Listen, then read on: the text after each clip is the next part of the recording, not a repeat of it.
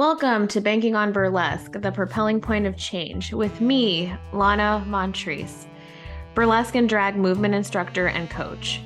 During this show, you will discover healing from trauma in a way you never thought possible and become empowered in all areas of your life. Do you feel stuck in a system that seems broken? Are you longing to have meaning in your life? If you answered yes and are ready to change yourself and the world, then you are being called to give Banking on Burlesque a listen.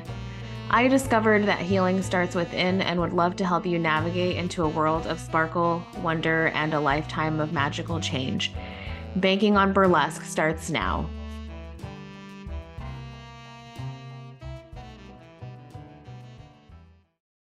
Hello, and welcome back to Banking on Burlesque. I am Lana Montreese, and let's see. The way we're going to start this episode is who all went to see the Barbie movie this weekend? Because I did, and it was really great. One, because I got called Barbie like multiple times, and that made me feel very wonderful. It actually helped me do some inner child healing, which was really great. There's a lot of controversy right now around the Barbie movie. Not sure what your thoughts are. Like I said, if you went to go see it or not. I'm obviously a fan and had a really great time. There was a lot of interesting points and a lot of things that touched on what's going on in society today. And, it actually made me feel really more empowered in who I am and what I'm doing, and how burlesque has really helped me foster this relationship with myself. And it's interesting because I was actually thinking about it today on my drive back from Olympia, that I was comparing the Barbie movie to the burlesque movie that came out, because there was a bit also controversy. Maybe there's also some controversy around the burlesque movie as well, with Christina Aguilera and Cher. And there's always seems to be a bit of controversy with any sort of movies or situations that uplift and empower women, or I guess feminism would be the word to use, and empowerment of people that aren't part of the norm.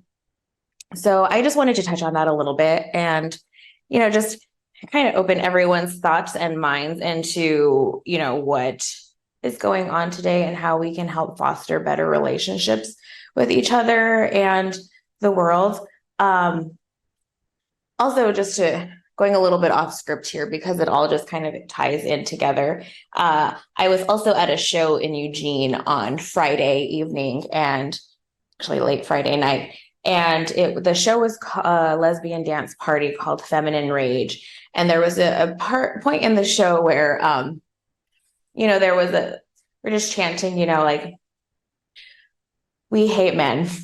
And it was interesting because there were men in the audience, and one of my friends was there, and he's a man, and someone commented at him great job, after the show, holding it down for the men out there and everything, while we were chatting that. And he made a really good point on saying that he felt safe. He's always going to feel safer being in a room full of women shouting we hate men, versus being in a room full of men shouting we hate women. So I just want to let that sit with everybody. And now we're going to go into the fun part of the show and recap the last episode from last month. And that is where we were going over the, pandemic, some of the collective trauma we all had to move through, how artists were able to pivot into utilizing similar tools that everyone else was able to pivot and utilize to move online and still do art, still perform, still,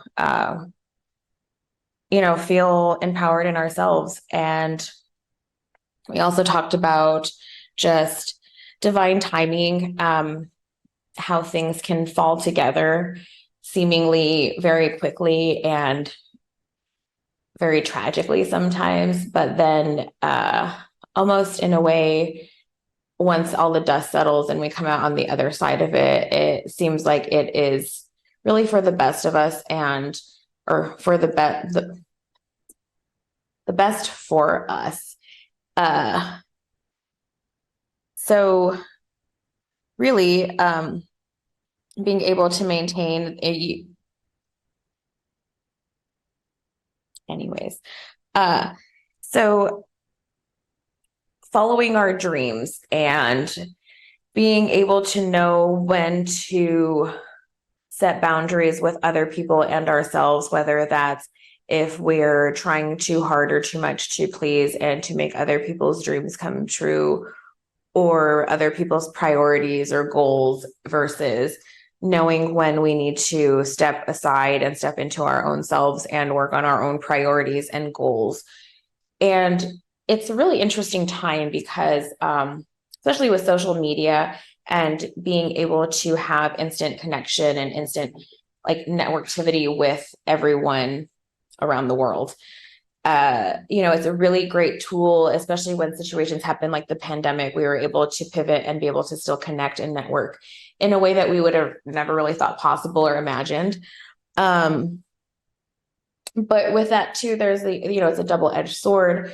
There's a lot of things going on today in the news regarding, AI and social media and just a lot of the other parts of it where with that comparing ourselves with other people, imposter syndrome is a really big thing. I still struggle with imposter syndrome, and I know if I'm still struggling with imposter syndrome and I feel as empowered as I do and as confident as I do, like, I can't even imagine. Actually, I can, because I can imagine how I felt even 2, 3, 5, 10 years ago, not feeling confident or empowered, and how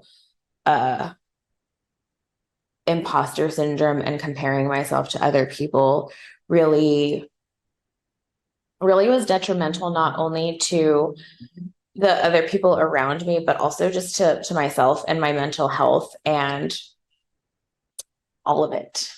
And just the connectedness that we have with each other as well. And, when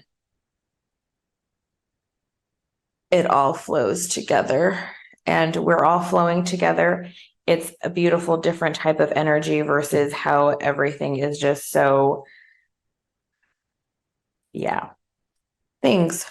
Anyways, what we're going to do now is we're actually going to take a quick break, and we are going to come back, and I am going to go into a different segment of the show because I feel like I got a little bit off topic here. So that's what we're going to do.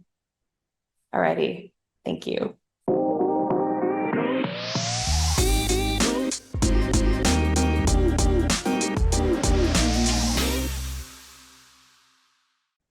Hello, and welcome back. I appreciate you bearing with me while I sometimes go a little bit off topic and off key, just because, being passionate about different topics and situations in life. One of them is being able to foster a world where, little girls can just be little girls and not have to, learn some of the things that we have to teach our little girls. The reason why I brought up the Barbie movie, and that actually wasn't originally in my original template that I typed, because this was done before I actually went and watched the Barbie movie, is I have a very special connection with Barbie, and it was one of the few outlets I had growing up in an abusive home. And I was actually sharing with my friend that I was driving back up my drag dad that I mentioned in the last show. I was driving her back up to Olympia from the weekend, and I was telling her, it was like my Barbies sometimes were my only friends, because in an abusive home, you're not really able to foster close friendships and have people come over, or you go to other people's house, because, then that might expose the abuse that's going on at home. And, we can't have that. So just wanted to kind of touch on that a little bit, and just really, really share like a human story to tie with people's connection to this movie and to Barbie, not just like it's some sort of, I don't know, liberal propaganda. Anyways, digress. So moving on. That, like I said, it does tie into what I already had lined up for the show today. And what that is, is where I'm at, and where the pandemic led me to land after I, wound up in New Mexico again. I realized I had to take things slow. I realized I had to, like I said in the last episode, about really facing my trauma and looking directly into the eyes of the demons that I guess I felt I had to, like, not really I felt, but that followed me, or that I was running from. And what it really did is it opened my eyes to a different perspective, and realizing what I consider to be difficult or like hard to accomplish. And I, for the first time when I went back home to New Mexico and I was living with my grandma, I ran 3 miles in like 45 minutes or something the first time, maybe like 50 minutes. And I was really impressed. I've never ran 3 miles. I barely can run. Growing like in high school, my early 20s, maybe I barely ran a mile a few times in my life.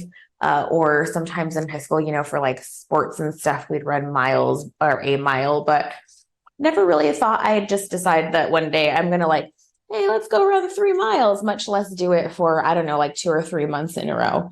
That was fun. So, and part of that, and I bring that up because when running the first times that I was starting to get used to it and my body was getting acclimated, and, they say that your brain always wants to give up before your body does. And so as long as you can power through, and know what's going on in your brain and be able to talk yourself through things, your body can definitely endure a lot more than your brain really thinks it can. And that was me in the 3 miles.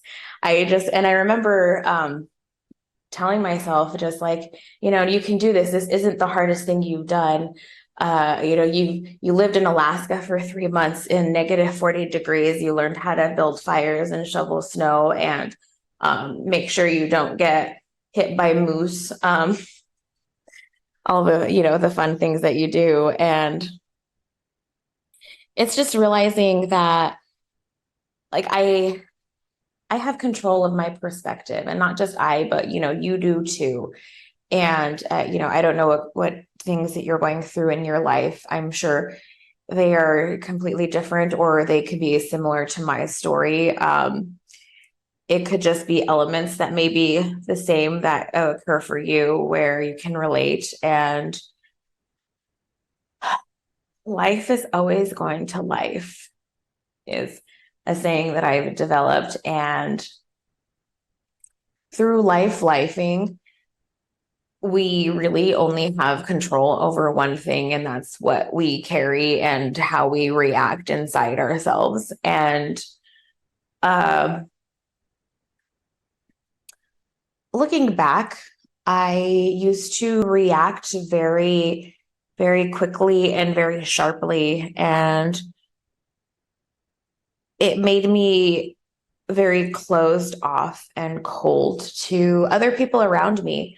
I've realized, with burlesque and stepping into that, it's not only helped me feel confident and empowered in myself, and be able to even just, hey, here I am, like in front of you all over the world internet situation.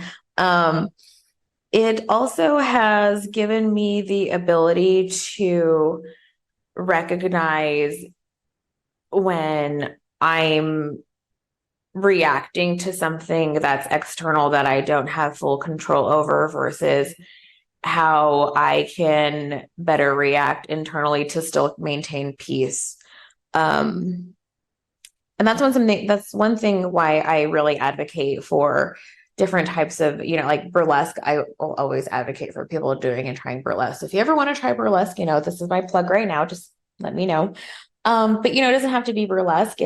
There's movement and different types of things to, feel in our body to make us, feel whole and empowered. I was reading or if I was reading, or maybe I saw on the news, something about muscles, when our muscles are contracting, like, when we're doing like heavy lifting or exercising, dancing, different things, that it releases the same chemicals in our brain, like, like serotonin and all the like good feeling chemicals that antidepressants give us, or, when we have to take antidepressants and anxiety meds. It occurs naturally when our bodies are doing these things. So, like I said, I'm a very big advocate of this, and running was another outlet that I was able to absorb and develop during the pandemic when I wasn't performing, because got to still move the body. And also too, to touch with the plug from last week with the Disabilities Festival, there's all abilities of bodies that can move. It doesn't just have to be able-bodied people. It's, everyone has the opportunity to be able to move and make the best out of their situation internally. So just circling back to the time in New Mexico, and once I get past this, then we're gonna go into what I've been kind of, teasing you a little bit with, because that's what I do. And in New Mexico, it was a real big struggle. I guess I have been kind of talking about what I've been doing in New Mexico, but there was some other struggles when I had to go back to Albuquerque, and I was living with my dad and his new family. And one of them was just having to see a certain person on the TV in commercials, and that was really painful. I had a really great friend that really saw how much I was starting to struggle, even though I was, I was doing the things where I was going to school. I was really focused on school and classes, and that was my the school, and running 3 miles a day and eating breakfast were like my big focal points during the pandemic that kind of kept me sane through the parts that were sometimes unbearable.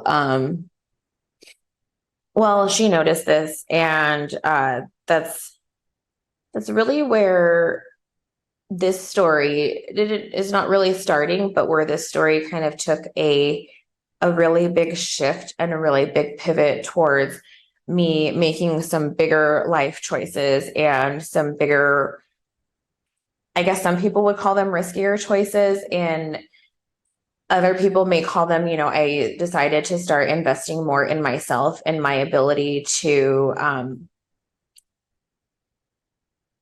share with others my struggles and what I've been with, and how that can help inspire and lead others to want to also, manifest change in their own lives and be empowered and confident too.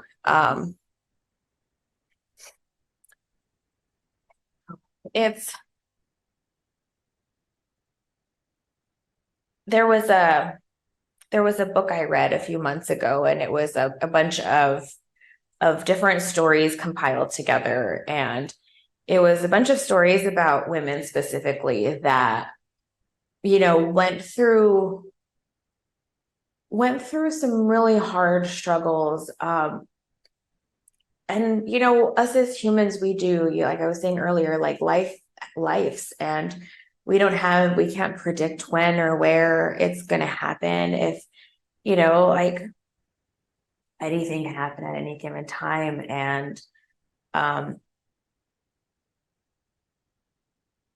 the book that I'm referring to, it's the stories, they talk about the struggles, but then being able to not only be resilient and overcome those struggles and then, come out like stronger and, better on the other side, but just the ability to share one story and to connect one story to another person, and then, be able to tie those two together and, support and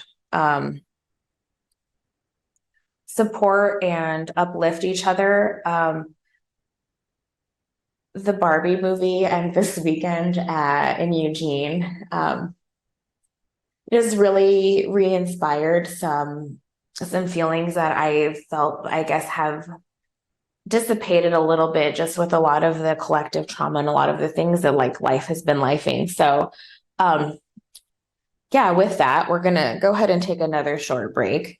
And when we come back, like I said, I'm gonna go ahead and go into the other things that, like I said, I've been teasing about. So we will see you soon.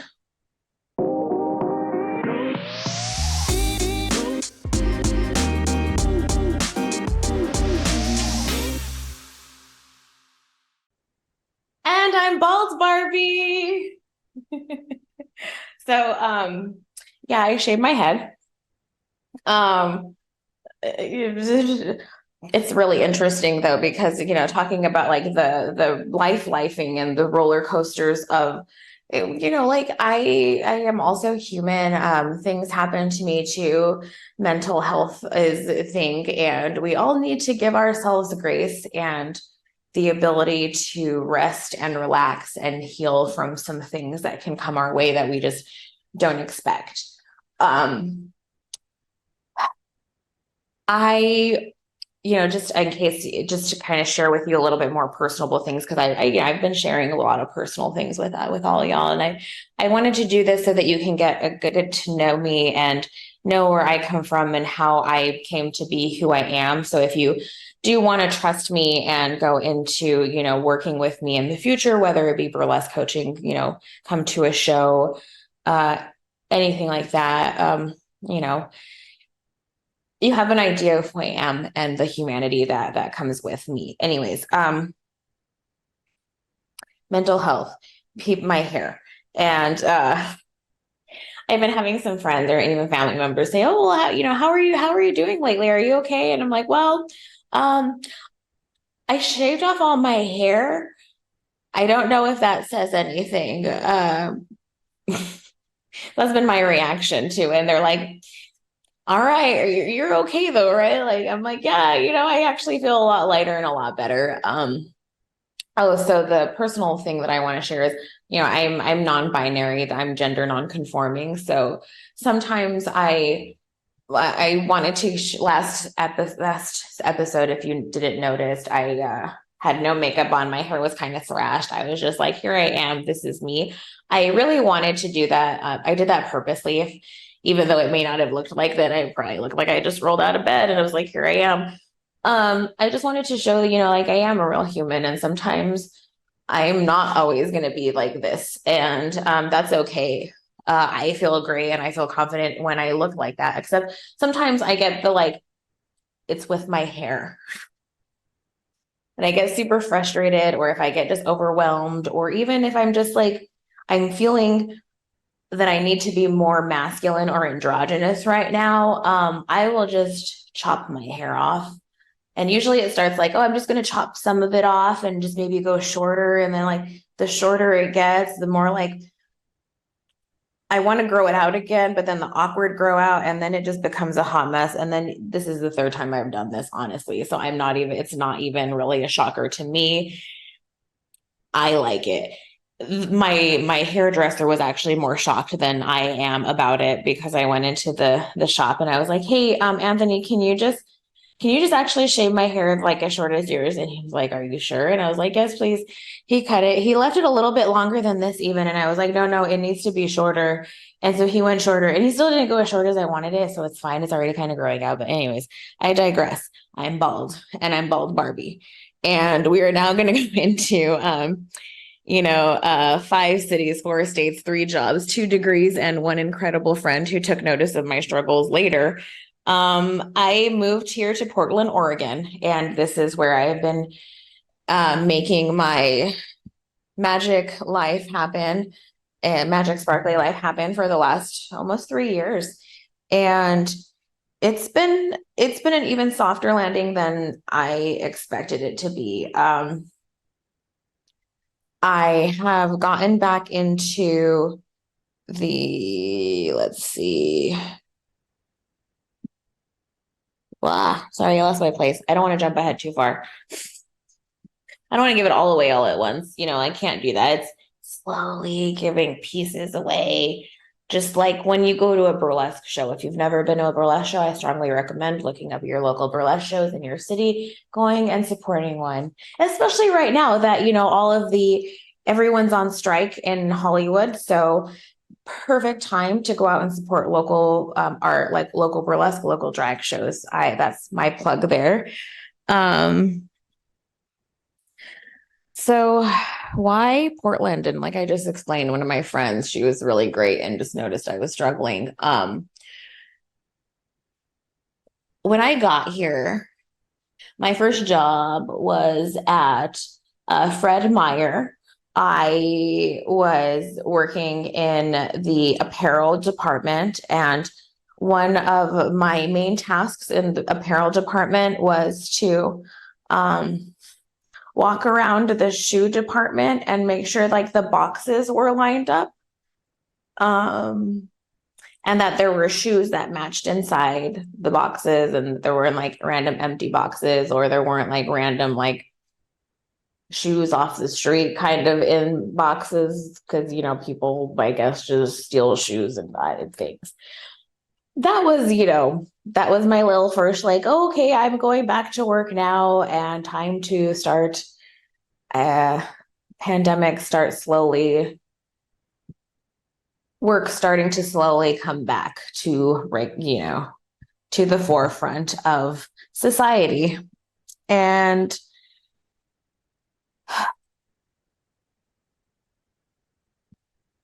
mindless jobs sometimes sound like a good idea until you're working them, and then you're like, oh my gosh, this is a really mindless job. And so needless to say, I actually have circled back around and have found myself back in the banking industry, the financial industry. And this time though, with a different mindset and in a completely different perspective than I entered it 11 years ago when I was 23. Say 23. Yeah, I was 24. Anyways, we didn't talk about how old I was. I was really young when I got into the financial industry and banking. And I say I'm a lot sometimes, so it's fine.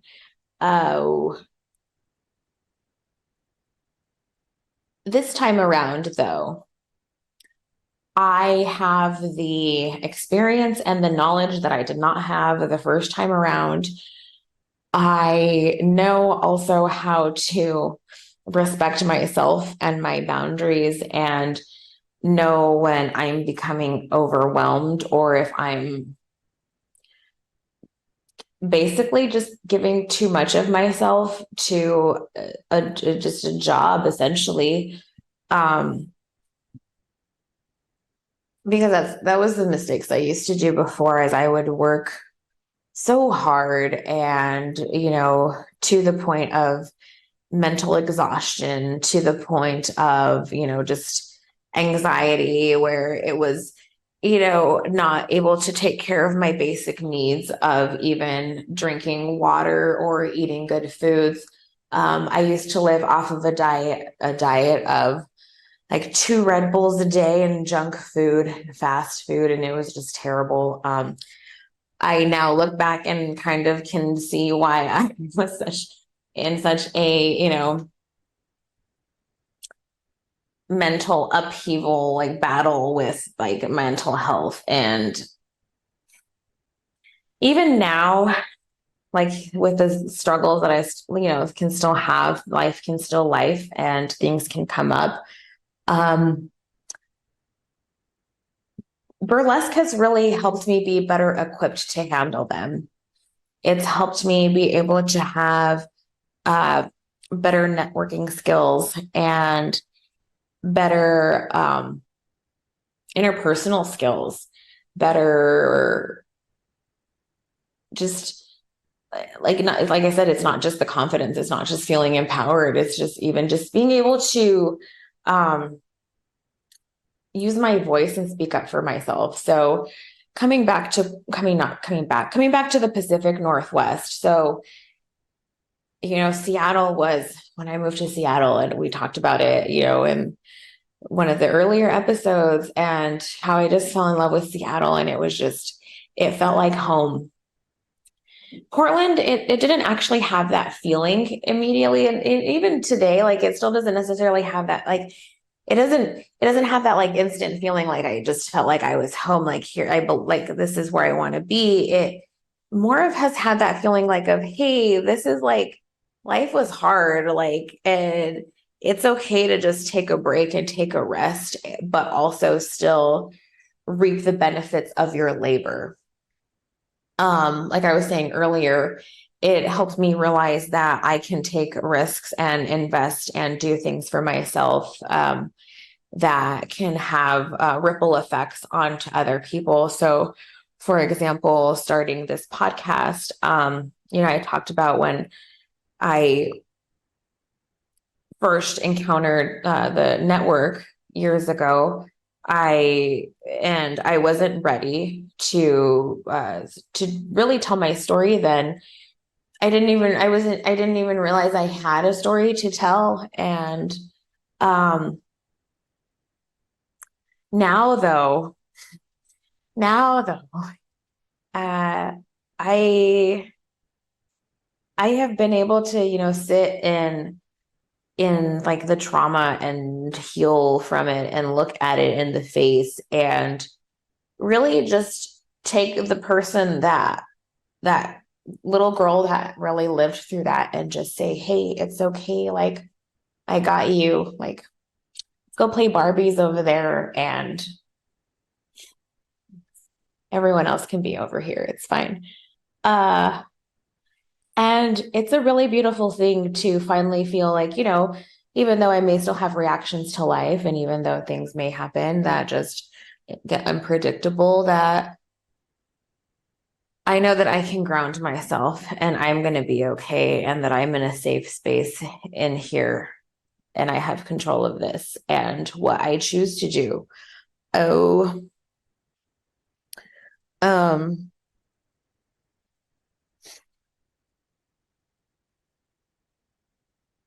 I was talking about too how things just seem to fall into place when I moved to Seattle, how getting the job and the apartment was just super easy. It wasn't, a struggle to get those lined up. And it's been the same thing here in Portland, if not even more so. Got back into the financial industry with like I said, a different perspective and mindset on how having a 9 to 5 job can be used as a tool for at least the time being. And even if it may not be my end all be all, it's a place that I have a lot of knowledge and I have the ability to touch so many different lives and actually help people that may not get that same kind of level of respect or empathy from the next person in the same the same position as me in like the branch down the street or the other company over or whatever. um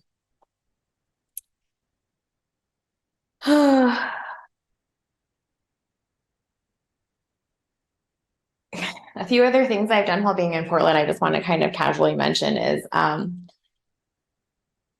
there's this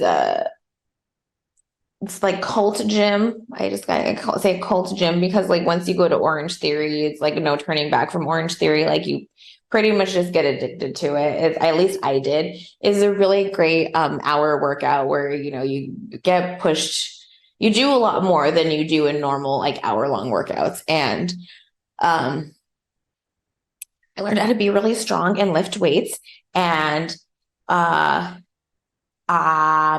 like almost 2 years ago, we did it. So not only did like I ran 3 miles, but I did what was called a dry try, which is basically their version of like the indoor like triathlon, so to say. So it's where we like go so many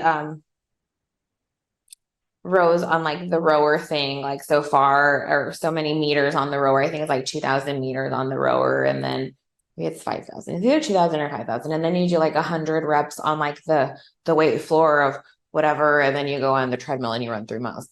So I did that and I got a gold medal, and I felt very special because I am not type of person to, like I said, I wasn't even the type of person to like go out and run 3 miles, and I did. And when I did the dry try, that too was something that I was like, oh wow, I did that. And yeah, so with that, I'm going to go ahead and we're going to go on another break, and then we're going to come back and we're going to see what the next steps are for us. Yay.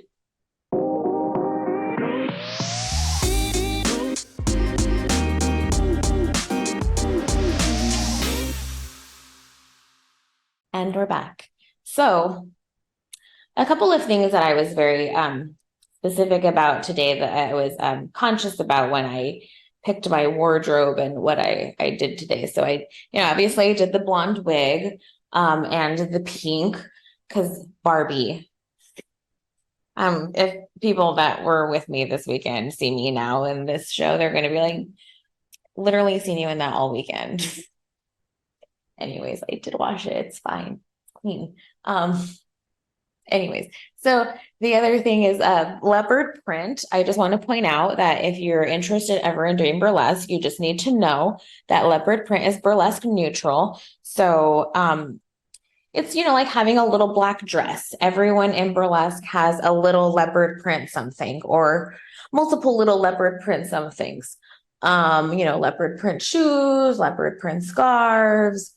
And I've been known, I don't know, other people may argue this. I'm just a person that I sometimes just don't have the best fashion sense. Sometimes I look the most ridiculous, but then I get compliments on it. Anyways, I've been known to wear mismatched leopard print. So take it with how you want to take that. The other thing that I wanted to point out is we do wear this is like the old school version. This is like, we wear a little like nameplates, especially when we go to things like BurlyCon or burlesque festivals. We have our little nameplates of ourselves that like are sparkly, or now they have these like big like bling ones that are like big plastic and fancy print that you can get that I really want to get, but I just haven't because executive dysfunction. I only remember I want to get one when I see someone else at a show that's wearing one. Or when I'm talking about it now. I probably won't remember later that I need to get one. But anyways, so I was very conscious on choosing the outfit I wore today. And then I also just, wanted to do hey, I have a reveal because, burlesque, it wouldn't be a burlesque, banking on burlesque kind of podcasting if I also wasn't adding in elements of what I actually do in burlesque. So with that being said, podcasting, producing. I produce burlesque shows. I also produce drag shows. I mentioned in the last episode about 10 Tiny Talks, the all ages drag show that I was awarded an artist residency to be able to produce for the festival weekend. And it was amazing. There was so many Black, Indigenous, people of color, artists being able to be represented and uplifted and have their art, displayed and celebrated for the weekend. that has also led me to get into my feelers back in, and another local performer connected with me and asked if I would assist and co-produce a show with her, which is going to be an all Latinx show.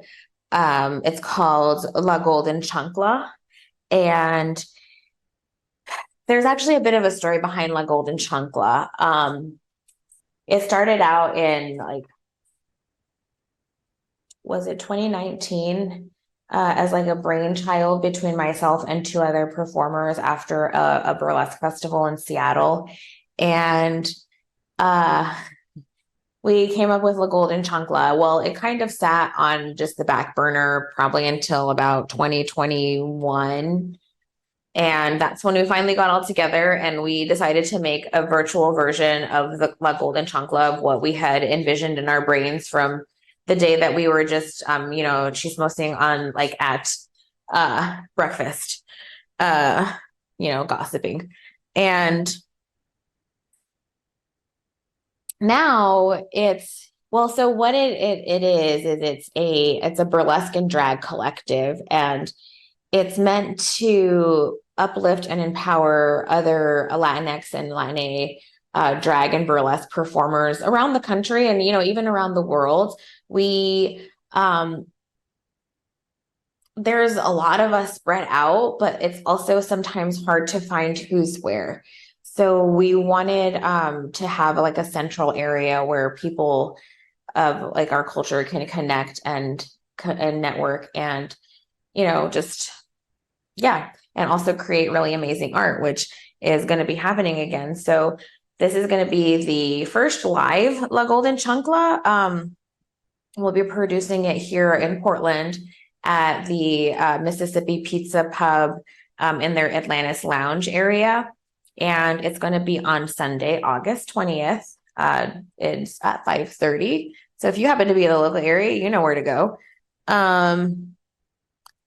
And let's see, what else do we need to announce here? Because this is the part where I'm kind of going to go through just announcements we need to go through and, start to wrap things up, because this is almost the last one. But let's see.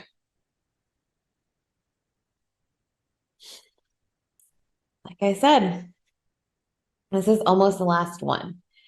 And what does that mean for us? So, like I was saying earlier, I really wanted to start this podcast out in a way a little bit different than, your typical podcast. I did want to go into the storytelling part of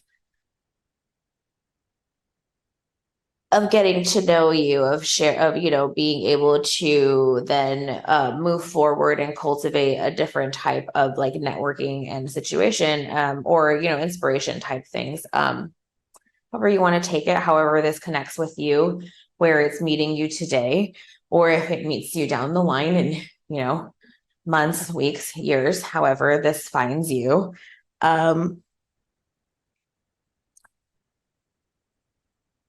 I am going to be looking into expanding this podcast potentially a little bit further, but we'll talk about that next episode. But I did just want to kind of give everybody a heads up that that's going to be coming through. And also the next episode, I want to let everybody know, just so that they're prepared. It's going to be a little bit of a different just a little bit of a different feel, not feel, I want to say, I guess flow. It's going to flow a little bit different.